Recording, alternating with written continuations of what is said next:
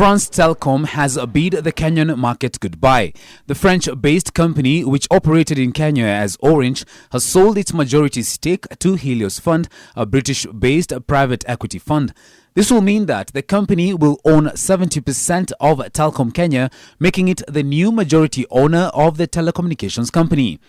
Orange has struggled to stay afloat in the mobile telephony space, which is currently dominated by Safaricom. The sector, telecom sector, is still a very strategic sector, and looking at as if you look at the history of this company, we initially owned 49% and 51% Orange, and over time, because of the need to restructure the company and contribute to shareholding loans, and which we were not in a position to provide, we were diluted to where we are. So we are clawing back. The government and Helios will also split the company's debt in a ratio of 2-3.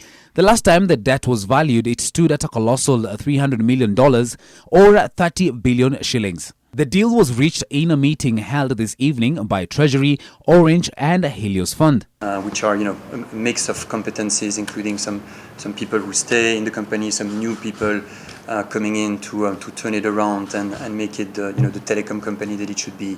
I think we should really look at those who will be running the business themselves.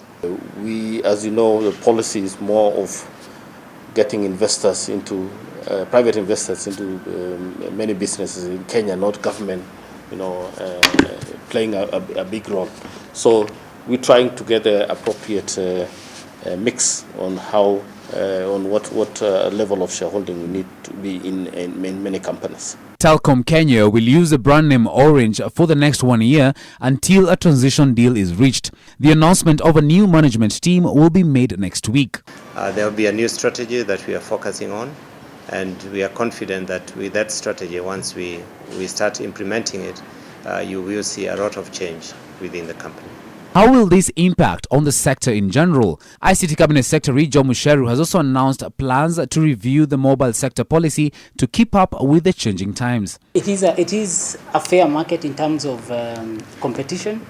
We have, however, in the new policy, which we should have out by the end of this month, we should then have taken care of other companies or other OTTs and players that are coming into the sector that actually influence. Telkom Kenya will hold a stakeholder meeting next week to lay out its plan going forward.